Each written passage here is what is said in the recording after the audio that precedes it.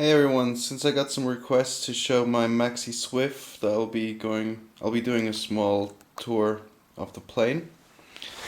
First of all, a little bit of an outside shot. I trashed my camera, so that one's missing right now. This is my pan and tilt mount. I haven't seen any action yet, but I hope it will work. Pretty simple construction. You can take that off. There's a servo on the back that will drive the tilt, and here is a modified HS82 MG but with a plastic top, modified for 180 degrees. Next up, the batteries. These are 2200 milliamps 3S batteries. I'm not sure if you can see that, from Hobby King, Zippy 20 to 30C, really powerful. And if I need a little bit more punch, I got those rhinos. They fit in just nicely. I just taped them down. I'm running two in parallel, or in series. Well, anyway, for 4400 milliamps in total. And let's see what's under the hood. Here we have a 2S battery, 750 milliamps for the video system. 20C, way overrated. Not sure if you can really see it. Down there, there's the last one down variometer that will go on sale pretty shortly. This one is hooked up to my audio channel, so I can hear when I'm entering thermals, or downdrafts for that matter. And yeah, this is just a single plug I have to connect and everything is running.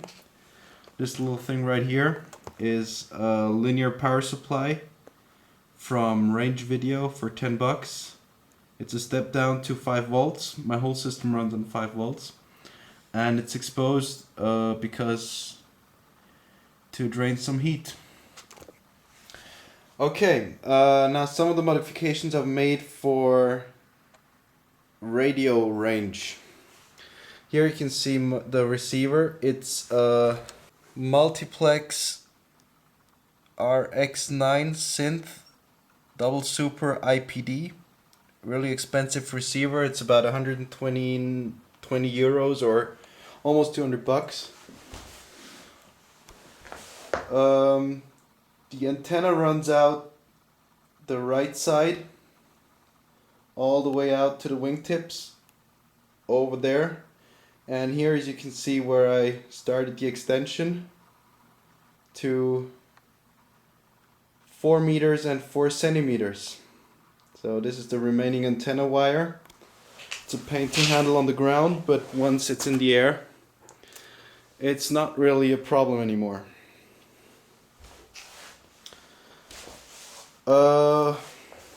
Before I go on to the video system, just a quick note about the motor. Underneath all this tape, we have a Castle Creations BEC, 6 amps for the servos, and a Hobby King 40 amp Turnigy ESC for the motor. And the motor is C3536 1300 kV motor. And the most important thing, a folding prop which blocks, so I cannot extend further out than this, so it doesn't hit here. And I'm going to add a block so it cannot fold further back than this, because I've had problems with the prop folding in like this and then not unfolding anymore. Okay, and now for the video link, which in my opinion is the most important thing. I'm using a standard networking cable. Not sure. There you go.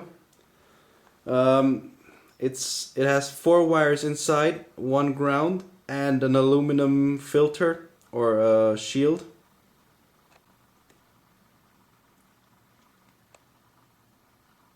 So I've got one wire spare and I'm using this one here for the ground.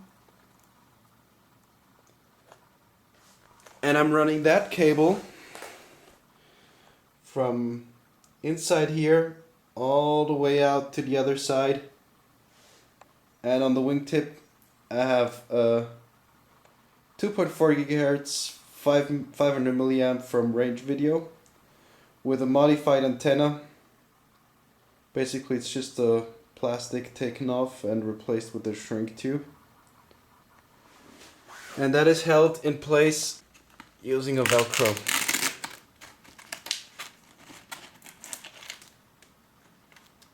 Very simple.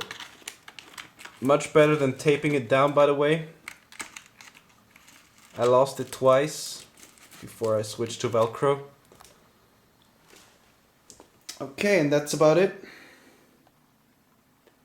Oh yeah, 4 kilogram servos here. Go stronger if you go for the Swift.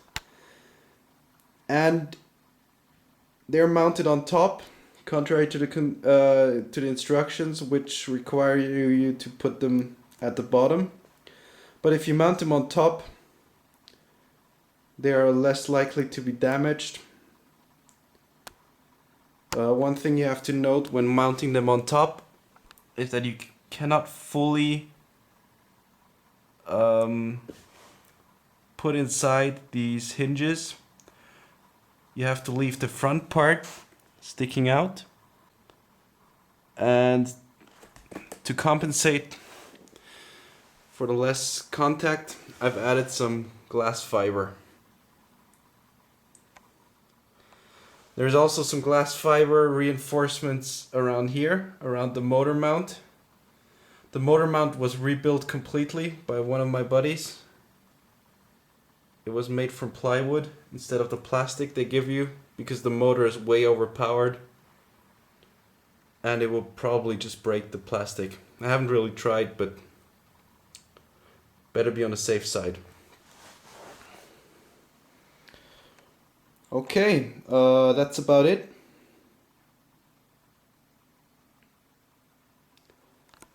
Let's move on to the ground station. The video goggles, they're actually just ski goggles. And inside you have the standard RV 920, I think they're called. For recording I use the Pinnacle video transfer, which goes into one of these $2 video splitters. And that one is fed by the Lawmate receiver, which is connected to a 8 dBi patch antenna. The whole thing is powered by these two batteries. One is a 2500 milliamp 2S for actually just for the video splitter at the moment. It doesn't really need 12 volts. And I have a 3200 milliamp 11.1 volt or 3S battery powering the rest of the system for about 2 hours with recording, or up to 10 hours without recording. Okay, that's it. I hope you enjoyed it. See you soon.